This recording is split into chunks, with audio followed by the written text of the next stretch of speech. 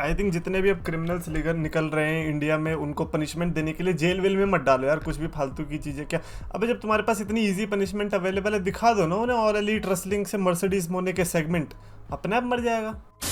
तो yes so much champions of the world, मैं हूं 3DX Chetan, I am back with all Elite wrestling dynamite का review. And बहुत कम time होता है कि डायनामाइट के 2 बैक टू बैक एपिसोड्स के रिव्यू हो रहे हैं। और अब मैं एक्चुअली मैं स्टोरी लाइन में इतना इन्वेस्टेड हो चुका हूं कि मेरे को लग रहा है कि शायद से मैं ये रेगुलर ही करने वाला हूँ। बट खैर, सबसे पहले तो मेरी ऑल एलीट रेसलिंग से एक मेरी कंप्लेन रहने वाली है, और वो ये कि यार तुम्हारी साउंड इतनी बेकार क्यों होती है। आई डोंट नो कि मेरे साथ ही ऐसा फील हो रहा है या टीवी पे भी ऐसा दिखता है या क्या सीन है, बट बहुत नॉइजी दिखता है। और दिखता क्या मतलब, बहुत नॉइजी सुनाई देता है, पता नहीं चलता कि हो क्या रहा है। थीम सॉन्ग भी जब बजते हैं, फॉर एग्जांपल अगर ऑस्टिन का थीम सॉन्ग बजता है उधर, तो कितना क्लियर साउंड आता है। इधर भाई बंदा जब तक बंदे की शक्ल नहीं दिख जाए, पता ही नहीं चल रहा कि आ कौन रहा है, अनलेस उस सुपरस्टार की कोई वैल्यू नहीं है। क्योंकि अगर कोई वैल्यू नहीं तो लोग चीयर नहीं करेंगे, लोग चीयर नहीं करेंगे तो फिर हमें साउंड आ जाएगी बहुत क्लियरली। तो मेरे को लगता है इन्हें साउंड पे बहुत ज्यादा ध्यान देने की जरूरत है। विजुअली तो इनका काफी अच्छा हो गया है, पहले तो विजुअली भी बड़ा बेकार दिखते थे। बट क्या सबसे पहले जॉन मॉक्सली आता है एंड थीम सॉन्ग की बात कर लेता है। भाई यार तुमने थीम सॉन्ग क्यों चेंज किया भाई? मेरे को इतना पसंद आता था वो वाला theme song, wild things you make my heart से। और अब भाई बहुत अच्छा प्रोमो था। मैं ये इसलिए बता रहा हूँ बिकॉज अब जॉन मॉक्सली का हमें न्यू एरा देखने को मिलने वाला है। क्योंकि आज जिस तरीके से जॉन मॉक्सली बात कर रहा था, वो ऐसा लग रहा था कुछ पजल लेके आया है और वो हमें सॉल्व करने को बोल रहा है। देयर इज समथिंग जो कि जॉन मॉक्सली ने पहले ही सोच के कर लिया है, या फिर जॉन मॉक्सली को किसी ने भेजा है। And it was just very weird because ये कोई वो ब्लैकपूल कॉम्बैट क्लब वाला जॉन मॉक्सली नहीं था, ये डिफरेंट था। टोनी शिवानी पूछता है आर यू ओके, वो कहता है वेल मैं इस समय डार्बी एलन को ढूंढ रहा हूँ, इट्स अबाउट टाइम कि जब तुम और मैं बात करें। ये मेरे को थोड़ा समझ में नहीं आया कि डार्बी एलन से क्या रिलेशनशिप है, ऑब्वियसली क्योंकि मैंने डायनामाइट कब से नहीं देखी है, तो आई don't know the history. But मेरे को इससे ज्यादा इंटरेस्टिंग जो चीज लगी वो ये, जब जॉन मॉक्सली ने टोनी शिवानी को ये बोला कि this is not your company any more. एक सेकेंड, ये गलत टोनी है, वो टोनी खान, ये टोनी शिवानी। तुमने फिर से गांजा फूकना शुरू कर दिया है क्या? हैं, ये गलत कर रहे हो। बट नहीं यार, इसकी बहुत बड़ी थ्योरी सोशल मीडिया पे सामने आई। शेन मिकमैन ट्रेंड करता दिखाई दिया। आपको पता होगा शेन मिकमैन और ऑल एलीट रेसलिंग के रूमर्स। अब ऐसा लग रहा है कि शेन मिकमैन ने कंपनी खरीद ली है, at least story line point of view से। और जॉन मॉक्सली शेन मिकमैन की साइड से आया है, और अब यहाँ पे ये नया डिस्ट्रक्शन मचने वाला है। And this is so accurate theory कि यार ये इसके होने के पूरे चांसेस है। अदरवाइज कोई बंदा ये क्यों बोलेगा कि यार ये तुम्हारी कंपनी नहीं है? तो क्या वो टोनी शिवानी के जरिए टोनी खान को ये एक तरीके से मैसेज दे रहा था कि भाई टोनी सुन ले, अब ये तेरी कंपनी नहीं है। Man I am really hyped for this. And not just that, बाद में डायनामाइट जब चल रहा होता है तो बैक स्टेज से जॉन मॉक्सली का सेगमेंट आता है, वहां पर भी वो ऐसी चीजें बोलता है जो समझ में नहीं आती। ऐसा लग रहा है कि रिडल्स दे रहा है, जैसे कि कमेंटेटर ने बोला, और हमें वो सॉल्व करना है।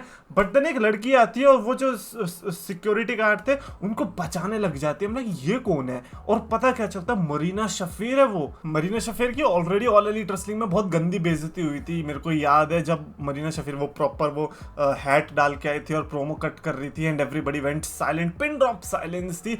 और आज मरीना शफीर का एक अलग ही रूप देखने को मिला। पहली बात तो अगर आप मॉक्स जैसे बंदों के साथ हो तो आपका करियर ऑलरेडी एलिवेट होने की कगार पे पहुंच चुका है, और उस जिस विशियस लुक के साथ वो देख रही थी, कैमरामैन को जो अटैक किया है, I am like there is something that is going to happen and which is going to be a big thing। तो जॉन मॉक्सली मरीना शफीर साथ में, आई डोंट नो कि ब्लैकपूल कॉम्बैट क्लब में जॉन मॉक्सली ने छोड़ दिया या क्या सीन है, बट आई थिंक अब वो दोबारा से तो उस फैक्शन में नहीं जाने वाला।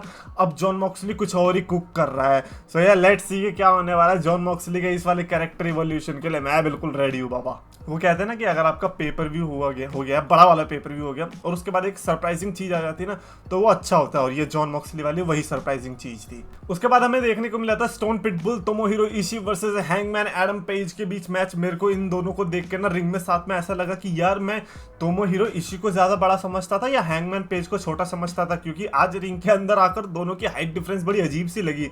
हमने इशी छोटा हैंगमैन बड़ा है, मेरे दिमाग में ऐसी इमेज थी कि इशी बड़ा है, हैंगमैन छोटा है, कुछ अलग ही हो गया। बट ये इतना पता चल गया मेरे को कि हैंगमैन पेज नॉर्मल बंदों जितना तो नहीं है, आज जाके मेरे को वो पता चला है।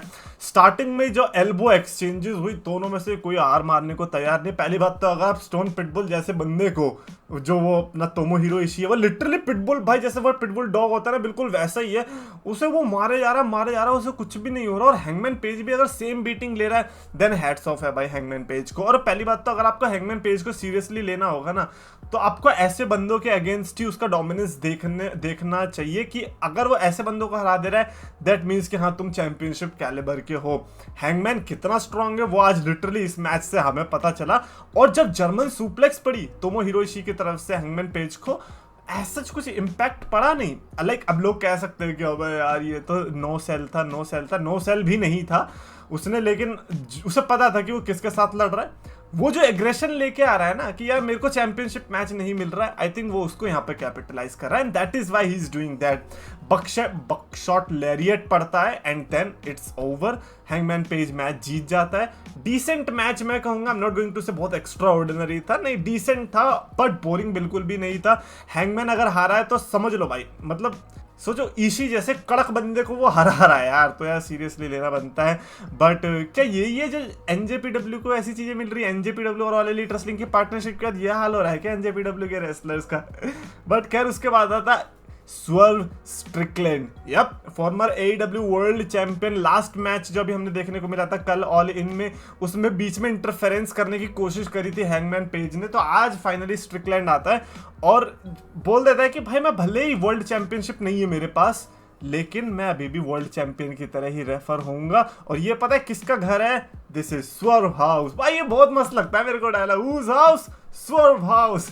यह बंदे ने अपने आप को ओवर कर लिया। Massive respect to this guy. मेरे को लगता है टॉप 5 की लिस्ट में होगा इस साल के, जिसको मैं कहूंगा कि ब्रेकआउट स्टार। अब आई डोंट नो कि वो इसी साल ब्रेकआउट हुआ है, लास्ट ईयर से ब्रेकआउट होता आ रहा था, but for me I am really impressed. Like एक वो बंदा WWE से डेमिन प्रीस्ट, मतलब छा गए भाई ये लोग। ये ऐसे बंदे हैं जिनको आप कह सकते हो कि हाँ ये आगे चल के बहुत बड़ा करने वाले, और स्ट्रिकलैंड ने तो अभी से करना शुरू ही कर दिया है। खैर हैंगमैन ने ये बोला कि भाई तू चैंपियन नहीं है, समझा, तू चैंपियन नहीं है, तू है पीस ऑफ शिट। और बहुत गुस्से में बोला भाई, बहुत गुस्से में। मेरे को ना आज के प्रोमो से पता चला कि इनकी हिस्ट्री रही है, इन लोगों ने 3 बार आपस में मैच लड़े और तीनों बार हैंगमैन पेज हारा है। भले इंटरफेरेंसेस से हारा, कुछ भी हारा, लेकिन तीनों बार हैंगमैन पेज हारा है। तो कह रहा है भाई तूने अभी तक एक बार भी क्लीन नहीं हराया मेरे को, so I just want you and I want you on your knees. Basically match चाहिए क्योंकि ऑल आउट आने वाला है। तो ऑल आउट के लिए स्वर्व स्ट्रिकलैंड ने बोला कि ठीक है भाई स्टील केज में आ जाते हैं, लड़ लेते हैं। मैंने कहा यार ये मजा आ गया। But honestly like swerve Strickland को कुछ तो ये होना चाहिए था कि AEW वर्ल्ड टाइटल के लिए लाइक रीमैच टाइप, या एडम पेज को इग्नोर करके लाइक चैंपियनशिप के लिए लड़ता, कुछ ऐसा करना चाहिए था। लाइक आई डोंट नो कि हैंगमैन पेज को इतनी आसानी से मैच दे देना चाहिए था। But then again whose house? Swerve house. खैर स्वर्व स्ट्रिकलैंड ने फिर पर्सनल भी चला गया, और मेरे को ऐसा लगा कि शायद वो हैंगमैन को ये रेफर कर रहा है कि तुम फैमिली गाय के रूप में ज़्यादा अच्छे हो rather than a pro wrestler. मेरे को ऐसा लगा, उसने पता नहीं बहुत सारी ऐसी चीज़ें बोली जो कि शायद से मेरे से पहले से मिस हुई है। तो स्वर्व ने बोला भाई तू कुछ नहीं जीत सकता, तेरा फोकस सिर्फ मेरे पे ही रहने वाला है, और स्टील केज के अंदर पता चल जाएगा। और मेरे को ये बता दे कि स्टील केज के अंदर कौन सा बंदा आने वाला है और अपने बच्चों को क्या दिखाना चाह रहा है। और उसके बाद तो एडम हैंगमैन पेज का ऐसा लगा कि उसकी दुखती नस पे हाथ रख दिया और वो वहां से चला गया। तो स्ट्रिकलैंड मैं कहूंगा कि प्रोमो बैटल में आज उसने डेफिनेटली मेरे को लगा कि 2-1 से उधेड़ दिया बेचारे एडम हैंगमैन पेज को। बट आई गेट इट, क्योंकि आप 3-0 से हार रखे हो स्ट्रिकलैंड के अगेंस्ट, तो आपको अब बोलने से नहीं, आपको अब मैच से जवाब देना पड़ेगा। और मैं इसमें पर्सनली बहुत ज़्यादा एक्साइटेड इसीलिए रहूँगा बिकॉज मैं हैंगमैन के उस वाले टाइम से हूँ जब 2019-20 में लोग बोलते थे कि भाई ये फ्यूचर चैंपियन। अभी तक कुछ नहीं हुआ एडम हैंगमैन पेज का। और आई डोंट नो कि उसने वर्ल्ड चैंपियनशिप भी जीती या नहीं जीती, बट जीती भी हो तब भी वो आज की डेट में वो वर्ल्ड चैंपियन मटीरियल नहीं है। आई थिंक इस राइवलरी में वो प्रूव कर देगा कि क्यों वो डिजर्विंग है वर्ल्ड चैंपियनशिप के। जेमी हेटर का मैच आता है। यस, जेमी हेटर अपेरेंटली 15 महीने के बाद रिटर्न कर रही है। तुम पागल, 15 महीने बाद किसी का रिटर्न करवा रहे हो प्री शो में, प्री शो के अंदर? ओए यार ये तो बहुत बुरा है यार। मतलब WWE पे भी अगर कोई रिटर्न होता है अगर 15 महीने बाद कोई आ रहा है ऐसे प्री शो में नहीं आएगा, ये तो बहुत गिरा दिया तुमने अपना स्टैंडर्ड यार। और जेमी हेटर की मेरे को एक चीज बड़ी अजीब लगी कि उसके कभी कोई फैंस नहीं बन सकते, कोई बनेगा ही नहीं, उसके फैंस होंगे ही नहीं, क्योंकि जैसे ही वो फैंस बनेंगे ये बोलेंगे कि ये है मेरे हेटर्स। हाँ ठीक है भाई, नहीं यार डिसलाइक तो मत करो यार, देखो जोका जोकी तो चलती रहती है, आप भी मारो जोक मैं भी मारो तो क्या दिक्कत है। खैर जेमी हेटर का मैच था क्या नाम था उस लड़की का यार, पेज के साथ जो आ रखी थी, सराया के साथ आ रखी थी, आई don't know the name, but उस लड़की को हरा दिया। उसके बाद पेज वहां से भाग गई, उस पर धक्का देके, उस लड़की को उसके ऊपर धक्का देके वहां से भाग गई। मतलब ऐसा तो मत करो यार, है उसकी क्या गलती है बेचारी की। देन मेरे को बैक स्टेज का एक सेगमेंट बड़ा बढ़िया लगा, जिससे मैं आई थिंक क्रिस जेरिको की जो द लर्निंग ट्री, अबे लर्निंग ट्री फैक्शन है कि उसका नाम है। तो क्रिस जेरिको की टीम के लिए मैं थोड़ा वो इन्वेस्ट होने लग गया हूँ। क्रिस जेरिको ने भाई हंसते हंसते हाय गाइस, अबे मेरे को तो ठीक लग रहा है। लाइक उसका ऐसा हो गया था ना, बीच में सैचुरेशन पॉइंट आ गया था, एवरीबॉडी इज लाइक कि अब ये क्या ही कर लेगा, है ना, बार बार वही चीज, बार बार वही चीज। अब उसने फ्लिप कर दिया फिर से। ये क्रिस जेरिको की बहुत तगड़ी बात है, ये 2002 से करता आ रहा बंदा, जैसे ही इसको लगता है सैचुरेशन पॉइंट आया, फ्लिप कर दिया, कैरेक्टर पूरा स्विच कर दिया। एंड आई थिंक इसकी वजह से शायद से क्रिस जेरिको को मेरे को लगता है कि लोगों की लिस्ट में रहना चाहिए, लिस्ट ऑफ जेरिको, या है ना। तो उसने हंसते हंसते बताया कि वो इसीलिए हारा क्योंकि सामने वाले ने, यानी कि हुक ने क्रिस जेरिको की एडवाइस सुनी थी। वाह भाई वाह, अपने को हराने के लिए तुमने सामने वाले को ही एडवाइस दे दी और तुम खुश हो भाई। यही है लर्निंग ट्री का फायदा, लर्निंग ट्री में आओ, सीख के जाओ, भले ही हमारा कितना ही नुकसान हो जाए। रॉड्रिक स्ट्रॉन्ग ऑरेंज कैसिडी की याद दिला देता है जेरिको को, तो जेरिको को पुराना याद आ जाता है कि हाँ यार तेरे को तो मेरे को $17,000 देने मेरे जैकेट के, जो तूने 3 साल पहले मेरी खराब की थी। और मेरे को याद है शायद से कौन सी बात हो रही है, जब इनका जूस वाला मैच हुआ था, आई रिमेंबर दैट, वो बड़ा सा जूस का क्या बोलेंगे उसको, टब था, उस टब के अंदर फेंक दिया था कुछ तो, वहीं से खराब हो गई थी। तो ये that was a good call back. और फिर जो लास्ट वाला बंदा था उनका, कीथ, ब्रायन कीथ करके नाम है उसका भी लास्ट वाला सेगमेंट अच्छा था, जब लास्ट में जाते हुए बोलता है पे द डैम प्राइस। अब लाइक सबको कुछ ना कुछ रोल दे ही रखा है इस फैक्शन में। और ये ऑल एलीट रेसलिंग की बात मेरे को लाइक लिटरली बढ़िया लग रही है, and I am really loving this faction. Let's see क्या होता है आगे चल के। उसके बाद एमजेएफ आता है, एमजेएफ का ऑब्वियसली थीम सॉन्ग नहीं पता चला। यहाँ से मेरे को कंफर्म हो गया था कि ओके मेरे कान खराब नहीं है, इनका साउंड सिस्टम ही घटिया है, बेकार है। कहाँ चोर बाजार से चुराया था क्या यार? चोर बाजार से भी मेरे को लगता है बहुत अच्छे आ जाता है साउंड सिस्टम। खैर एमजेएफ ने आज रिवील किया कि भाई उनको स्पाइन में बड़ी इंजरी हो गई है, मैं कंट्री को डिफेंड कर रहा था, तुम लोग किधर थे, आज मैं डिनाउंस करता हूं अपनी सिटीजनशिप अमेरिका से। और ये भी बोला कि विल ऑस्प्रे, तुम्हें पता है मैंने तुम्हें ऑलमोस्ट हरा ही दिया था, लेकिन तूने फिर चीटिंग करी। चीटिंग? ये एमजेएफ बोल रहा है? ठीक है भाई, मजा ही आ गया फिर तो अगर ऐसा बोल रहा है तो।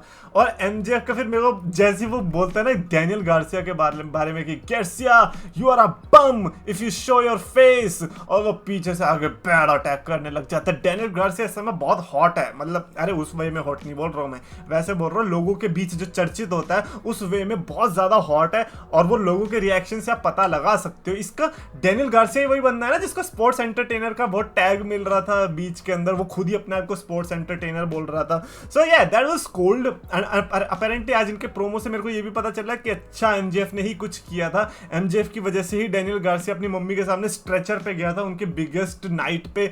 तो या नाउ इट मेक सेंस कि ये क्यों था डैनियल गार्सिया ने। फिर पता है ब्रॉल भी हो गया इनका, और उस ब्रॉल से मेरे को लगा नहीं कि इंजरी थी एमजेएफ तुम्हारे, तुम झूठ बोल रहे हो। एक तो एमजेएफ का ये मेरे को बहुत अच्छा लगता है, जहां तक मैंने नोटिस किया है हर बार एक पेपर भी मैच के बाद टूट फूट जाएगा। अबे तू लेगो से बना हुआ है क्या? है पूरा डिसेंबल हो जाता है, फिर इसको असेंबल करने आया भाई, इसको यहाँ गर्दन टूट गई, गर्दन लगाओ, ये करो। लेकिन जब लड़ने आता है तो फिर पता ही नहीं चलता। आज लगा ही नहीं कि इसको इंजरी हो रखी है। और खैर डैनियल गार्सिया पूरे गुस्से में बोल देता है कि भैया ऑल आउट में मुझे तू चाहिए, मेरे को तू चाहिए तो चाहिए और कुछ नहीं चाहिए। आज सब यही करने आए थे ऑल आउट में, मुझे तू चाहिए, मुझे तू चाहिए, मुझे तू चाहिए। और वहां से माइक फेंक के मारता है, एमजेएफ के लग जाती है। Good shot bro. रेसलिंग में ठीक है बट आप किसी और स्पोर्ट में भी ट्राई कर सकते हो, कंट्री के लिए गोल्ड मेडल ला सकते हो। सो ये एमजेएफ ने फिर एक्सेप्ट भी कर लिया, बहुत बुरी तरीके से एक्सेप्ट किया, बिना माइक के वहीं से चिल्ला के। क्राउड को तो पता भी नहीं चला कि चैलेंज एक्सेप्ट हो गया। But Daniel Garcia versus MJF, या For All Out it is official. और मेरे को एक चीज बहुत बढ़िया लग रही है मेरे लिए, मेरे पर्सपेक्टिव से, कि जब भी अब मैं अगला पेपर व्यू देखूंगा मेरे को एटलीस्ट सबकी स्टोरी पता होगी। फिर मैच आता है Hook Orange Cassidy, Mark Briscoe and Kyle O'Reilly versus Roderick Strong, Chris Jericho, Big Bill, Bryan Keith. या हो गए ना 8? या हो गए 8। ये कॉन्ग्रेचुलेशन भाई, ये दिमाग से मैंने याद तो नहीं किए थे बट याद आ गए एक साथ ही, तो यार दैट वाज गुड। और उनकी टीम का नाम क्या है? मार्क ब्रिस्को, काइल ओराइली, इनकी टीम का क्या नाम है? Kangaroo session. ये क्या जेठालाल शो देख के आ रहे हैं, उसमें से कंगारू सेशन उठा लिया? ऑफ कोर्स आई नो कि वो नहीं है, बट मेरे को मैच का बेस्ट आई थिंक पार्ट तब लगा था। एक तो बहुत लंबा मैच चला, मेरे को नहीं लगा कि इतना मैच लंबा देने की जरूरत है, बट आई गेट इट कि जब आपके पास इतने सारे सुपरस्टार्स हो तो इतना आसान नहीं होता खत्म करना। काइल ओराइली से मैं बड़ा इंप्रेस हुआ। काइल ओराइली जिस तरीके से परफॉर्म कर रहा था, काइल ओराइली की जिस तरीके से फिजिक हो गई, थोड़ा बल्कि लग रहा है पहले के मुकाबले। आई थिंक वो ऐसा है जो कि मिड कट टाइटल में बहुत अच्छा लड़ सकता है। तो ये काइल ओराइली से मैं इंप्रेस रहा। और दूसरा हुक का जो टी बोन लगा बिग बिल को, ओए होए होए, आई वाज लाइक यार तू इतना छोटा है, तेरी हाइट ऐसी है, तू बिग बिल जैसे बंदों को अगर टी बोन दे रहा है ना, तो मैं मान लूंगा भाई तू टैज का बेटा है। आई मीन इतना तो जाने की जरूरत नहीं थी, तो मैं मान लूंगा कि भाई तू एटलीस्ट स्ट्रांग है। उसने दे दिया टी बोन भाई, मैंने कहा हाँ ठीक है भाई, हुक चैंपियनशिप रखो आपके पास, आप डिजर्विंग हो, आपने लर्निंग ट्री से बहुत अच्छी अच्छी चीजें सीखी है। हुक जो है टैप आउट भी करवा देता है रॉड्रिक स्ट्रॉन्ग भैया को, और फिर वो tap out and boom it's over. I know मैं भी बड़ा सरप्राइज हुआ था ये चीज देख के कि अच्छा Kyle O'Reilly and Rodrick strong अलग अलग टीम में, इनके बीच भी पचड़ा हो गया। मैं ठीक है भाई, एडम कोल कहाँ है फिर? एडम कोल और एक चौथा कौन सा था? एडम कोल, रॉड्रिक, हाँ बॉबी फिश। अच्छा बॉबी फिश तो TNA नहीं उसकी बात नहीं करते। अच्छा उसके बाद ये नार्सिसिस्टिक साशा बैंक्स, मर्सिडीज मोने आई पार्टी कर रही है बैक स्टेज में लाल कपड़े पहन के, और प्राइवेट पार्टी आ जाते हैं अपना वहां पे रिस गेम दिखाने की। भैया साशा बैंक्स तो बढ़िया लग रही है। देन काजुचिका ओकाडा आता है उनको बचाने के लिए, और फिर वो काजुचिका ओकाडा उसको जापानीज में बताता है कि सायोनारा बिच बोल दे इनको। तुम्हारी क्या मजबूरी थी? मैं तो तुम्हें पसंद करता हूँ, पहले से पसंद करता आ रहा हूँ, तुम क्यों मर्सिडीज मोने के इसमें आ रहे हो यार? तुम्हारा क्या लालच है? क्या मजबूरी रही थी ऐसी? क्या पैसे नहीं मिल रहे क्या NJPW में, जब यहाँ पे आके मर्सिडीज मोने के साथ हैं? मर्सिडीज मोने क्या रिवील कर रही है कि भाई ये जो मेरा रोब था ना ऑल एलीट रेसलिंग का, ये सबसे महंगा रोब है मेरा अब तक का। अब तब मैं क्या करूं? महंगा ही तुम्हारा बस वही था महंगा, मैच तो तुम्हारा सस्ता ही था। CEO करती रहेगी बस पूरे दिन। भैया मैं तो अगर मर जाऊंगा ना, तब मेरे सामने अगर किसी ने CEO कर दिया ना, मैं मरने से फिर जिंदा होऊंगा और फिर उठ के थप्पड़ मारूंगा, फिर दोबारा मर जाऊंगा। एनीवेज उसके बाद आती है मराया में, the current and new All Elite Wrestling women's champion, और बहुत अजीब तरीके से लाइक कपड़े वपड़े पहन के आई थी। मतलब ऐसा था कि लाइक के अंदर कुछ है भी कि नहीं है। एनीवेज टोनी शिवानी इंटरव्यू लेता है उसका। आई न्यू कि चैंपियनशिप तो है, लाइक वो चैंपियनशिप ही रिवील करने वाली है, but the way she destroyed the city, जिस सिटी में हो रही है all Elite wrestling, was incredible. I would say कि आई थॉट कि शायद से जो टोनी स्टॉर्म है वो ही इकलौती इस राइवलरी की वो है फ्लैग बेरर की, यार इसकी वजह से राइवलरी चल रही है, बट आई एम रॉन्ग क्योंकि ये बंदी उतनी ही टैलेंटेड है, हो सकता है शायद उससे भी ज्यादा हो, but the fact that she speaks like that और वो इस तरीके से बिहेव करती है is just crazy. I think उसका चैंपियन बनना बनता था। पूरे शहर की बेइज्जती करी मस्त तरीके से, और उन्होंने बोला कि भाई देखो यार यहाँ पे तो सारी एवरेज लुकिंग वुमेन है, तो एक काम करता हूँ मैं तुम लोगों की आंखें सही करने के लिए I am going to take off my robe, और थोड़ी देर के लिए, और उतने में जो देखना है देख लेना, and not going to life. That was good. Like after she removed the robe, the championship was looking fire. Yes, championship. और बहुत थोड़े सेकंड के लिए ही निकाला था, क्योंकि she knew कि यार ऑल एलीट रेसलिंग फैंस की हम बात कर रहे हैं, तो उनका तो उतने में ही काम हो जाएगा। सही है। यार ऑल एलीट रेसलिंग फैंस कम होना, आपका तो पिटना बनता है यार वीडियो में। बहुत सैवेज सेगमेंट था, दिखाया एंड मूव ऑन। चलो भैया बाय बाय टाटा।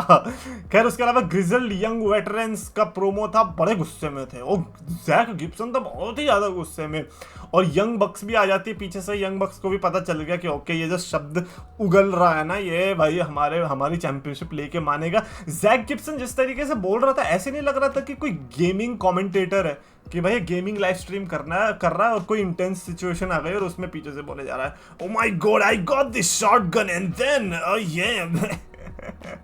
बट नहीं ग्रिजल्ड यंग वेटरन्स का एक चीज मेरे को लगती है वो उनका है लाइक ग्रिल्ड फ्यूरियस उनका अग्रेशन, वो मेरे को बहुत चीज बढ़िया लगती है। उसके अलावा आता है काइल फ्लेचर वर्सेस रिकोशे का match, Kyle Fletcher with Don Callis by the way. और काइल फ्लेचर इतना तगड़ा होने वाला है ये मेरे को नहीं पता था। और रिकोशे का देख लो, रिकोशे कह रहा तुमने मेरे को कॉन्ट्रैक्ट में साइन करवाया, तुमने बोला विल ओस्प्रे से लड़ाओगे, ये कौन दे दिया? विल ओस्प्रे जैसा दिखने वाला नमूना। बट नहीं भाई, मैं जेन्युइनली बता रहा हूँ, काइल फ्लेचर मैं इंप्रेस हो गया। He is not like any other रूकी। अच्छा डॉन कार्लिस ने चूज किया है तो ऑब्वियसली कुछ सोच समझ के ही किया होगा। काइल फ्लेचर लाइक मैं तो ऐसा था कि मैं हरा दे भाई रिकोशे को, हम नहीं जानते इसे हरा दे भाई, हमें नहीं चाहिए रिकोशे वर्सेस विल ओस्प्रे। मेरे को तो पता तुम क्या हो यार, तुम अपना बताओ मेरे को। बट खैर रिकोशे जीत गया and I was very surprised, बिना उड़े। क्योंकि जब लास्ट में वो जीता है उसने कोई अपना फ्लाइंग वाला मूव नहीं किया, वो यहाँ पे आके कुछ और ही बनना चाह रहा है क्या? बेचारी ऑल एलीट रेसलिंग करी, हम तो तुम्हें फ्लाइंग मूव के लिए लाए तो तुम यहाँ ये क्या करने लग गए हो? बट खैर फिर उसके बाद आता है विल ओस्प्रे। लाइक नहीं ये तो कराएंगे, इन्हें पता है कि भाई कोई भी इनके गेम चेंजर आ रहे ज्यादा देर तक तो टिक नहीं पा रहे है ना, तो एटलीस्ट जिस चीज के लिए रिकोशे को हमने बुलाया है वो करवा देते हैं जल्दी जल्दी, फिर जो होगा इसका देखा जाएगा। इसे हम डाल देंगे कहीं यूट्यूब के लाइव स्ट्रीम पे, वहां लड़ता रहेगा। विल ओस्प्रे आता है और फिर ऑब्वियसली बेल्ट नीचे रख देता है कि भैया तू, मैं सोच रहा था कि भाई वेलवेटिन ड्रीम के साथ जो हुआ था वही ना हो जाए। रिकोशे भाग क्या रिंग के ऊपर से धप करके, लेकिन उसके पहले बास्टर्ड पैक आता है, पाक आता है और वो वहां से मूव मार देता है अपना। ओ मैं यार इतना अनएक्सपेक्टेड कैसे ऑल एलीट रेसलिंग, लाइक जो बोलना तो नहीं चाहिए but I am loving All Elite Wrestling for their unexpectedness these days. PAC ने फिर जो चीज बोली ना वही बहुत लॉजिकल थी, मैं कहूंगा लॉजिकल ज्यादा थी। ऑल एलीट रेसलिंग में वेलकम किया रिकोशे का, लेकिन कह रहा है कि भाई वेलकम तो है तेरा, लेकिन लाइन के पीछे लग जा चुपचाप, क्योंकि ये मेरा है, मेरे को चाहिए ये championship, he belongs to me. और ऑब्वियसली किस बात का रिकोशे को चैंपियनशिप मिलेगी बे, जस्ट बिकॉज वो डब्ल्यूडब्ल्यूई से आया? बस चल पीछे निकल, नंबर 1 कंटेंडरशिप जीतता हुआ पागल, ऐसे नहीं मिलता भाई। ऑस्प्रे वर्सेस रिकोशे चाहिए, कमाना पड़ेगा। मैं तो नहीं एक्साइटेड हूँ, मैंने तो देख रखा है ऑस्प्रे वर्सेस रिकोशे पहले, मैं क्यों देखूं दोबारा? मुझे तो भैया पाक चाहिए, मुझे तो पाक चाहिए। एंड फाइनली आता है ब्रायन एडम्स क्यों बोल रहा हूँ मैं, ब्रायन डैनियल्सन आता है। ओ भाई ये पहले से लिख के बैठे हैं कि क्या एड्रेस करने वाले हैं अपना फ्यूचर डैनियल ब्रायन। अबे डैनियल ब्रायन तुमने इसी के लिए रख रखा है क्या? है जब भी चैंपियनशिप जीत जाए आ जाता है रिटायरमेंट अनाउंस करने। हमें डर और लगता रहता है भाई इसको चैंपियनशिप मत दो यार, ये चला जाएगा छोड़ के हमें। ब्रायन डैनियल्सन आता है, वो बताता है कि यार वो मेरा बेस्ट डे था मेरी डॉटर के लिए, ऐसा डॉटर ने बोला। अब पता नहीं वो मेरे लिए ही बोल रही थी या उसने पेपा पिग जो वो डबल डेकर बस में गई थी उसके लिए बोल रही थी। हैं डैनियल ब्रायन जोकी कर रहे हो, ठीक है भाई ठीक है, सह लेते हैं, आपने चैंपियनशिप जीती है। ये भी बोल देता है डैनियल ब्रायन कि ये मेरा फेवरेट मोमेंट था of my entire career, favourite moment था इंटायर करियर। ये वो बंदा बोल रहा है जो रेसलमेनिया में बटिस्टा, रैंडी ऑर्टन और ट्रिपल एच को हरा के आया है और चैंपियनशिप जीती है मेन इवेंट के अंदर, ये वो बंदा बोल रहा है। और All Elite Wrestling is awesome बोल देता है कि यार ये बढ़िया नहीं है, when it comes to wrestling like All Elite Wrestling is this that. Bro अगर इतना ही था ना कि यार ये रेसलिंग होती है वो नहीं होती, तो विंस मैकमैन के मुंह पे जाना था और बोलना था कि भाई नहीं चाहिए तेरी चैंपियनशिप, अपनी जेब में रख, कर दे बटिस्टा वर्सेस रैंडी ऑर्टन। और अगर तू करवा रहा है Daniel Bryan versus Batista versus Randy Orton तो उसमें किसी और को जिता दे, मत जिता मुझे नहीं बनना एक स्पोर्ट्स एंटरटेनमेंट कंपनी का चैंपियन, मुझे चाहिए प्रो रेसलिंग। तब कहाँ गई थी तुम्हारी हैं, तब सारी अय्याशी निकल गई थी, तब तो बड़ा मजे में हाँ मैं तो लोग मेरे को सपोर्ट कर रहे हैं, अब ये हो गया। अबे दोगले, इसीलिए मैं कहता हूँ विंस मैकमैन का ना ऐसा एरोगेंट रहना भी बढ़िया था। ऐसा को चैंपियन बनाना नहीं चाहिए जो आगे चल के गद्दार निकलने वाले थे। अबे कंपनी ज्वाइन करना अलग बात होती है, लेकिन कम से कम अपनी जुबान पे तो कंट्रोल करो यार। अबे तू तो सीएम पंक से भी बुरा निकला बे। मेरा तो यही लॉजिक है भाई, अगर तेरे को लगता है कि सिर्फ यही रेसलिंग है तो डब्ल्यूडब्ल्यूई के मुंह पे बोलता कि भाई ये रेसलिंग नहीं, निकाल दे मेरे को बद पैसे दे। क्यों तब तक चाट रहा था उनकी? कहता है कि फिर मेरे को इंजरी चाहिए, मेरे को ब्रेक लेना है, फैमिली मेरा वेट कर रही है, बट मैं नहीं लूंगा, प्रो रेसलिंग से प्यार है, मैं लड़ूंगा, मैं चैंपियनशिप डिपेंड कर लूंगा। प्रो रेसलिंग है ये, स्पोर्ट्स एंटरटेनमेंट नहीं है, हालांकि मैंने स्पोर्ट्स एंटरटेनमेंट में भी चाहती है, लेकिन मैं प्रो रेसलिंग में आ गया हूँ। बट थैंकफुली जैक पेरी का प्रोमो आता है, इंटरप्ट कर देता है वो, और वो बताता है कि भाई फ्यूचर इज बिहाइंड यू, मैं फ्यूचर हूँ, मेरा जो गोल है ना वो ये कि मेरे को अमेरिकन ड्रैगन को रिटायर करना, कर दे भाई, कर दे भाई जैक पेरी, मैं तेरे साथ हूँ। मैंने कभी नहीं सोचा था मैं ये बोलूंगा कि जैक पेरी मैं तेरे साथ हूँ, बट मैं तेरे साथ हूँ। उसने जैसे ही बोला ना the future is behind you, पीछे से जैक पेरी आता है और बजाने लगता है जैक पेरी को, और पूरा रोमन रेंज के पोज में ऐसे चैंपियनशिप दोनों, क्योंकि एक तो उसके पास पहले से ही थी जो उसने कोयले में गाड़ गाड़ के बनाई थी, और फिर दूसरी अब डैन बैन वाली उठा के ऐसे करता है डबल चैंपियन बनता है। मैंने कहा भाई इसको प्लो लेचलिंग चाहिए थे ना, इसको प्लो लेचलिंग में ही हरा दिया भाई। तो डेनर बैन को प्लो लेचलिंग में हलाएंगे, मजा आएगा भाई। ऑल आउट में मैं चाहता हूँ जैक पेरी वर्सेस डेनर बैन। Jack Perry I am with you, कैसे भी करके जीत जा भाई प्लीज, मैं तेरे साथ हूँ, मुझे नहीं चाहिए प्लो लेचलिंग वाले। खैर मेरे को डायनामाइट का लाइक पूरा एपिसोड लाइक अमेजिंग, मजा आ गया। मेरे को बस एक जो प्रॉब्लम लगी वो ये कि जो उनका 8 मैन टैग मैच था वो शायद से थोड़ा लंबा खिंच गया, अदरवाइज पूरा शो बैंगर था। लाइक कोई I have no complain at all. और ब्रायन डैनियल्सन ने जो अपने लिए मेरी भावना बदली है उसके लिए भी मैं बड़ा शुक्रगुजार हूँ। मैं वही सोच रहा था कि डेनर बैन के लिए मेरे को ऐसा क्यों नहीं होता कि यार कुछ थोड़ी सी हेट आए, लेकिन अब आ रही है, अब अच्छे से आ रही है। ऐसे दोगले लोगों को ना करना चाहिए। जैक पेरी भाई पेल लेना।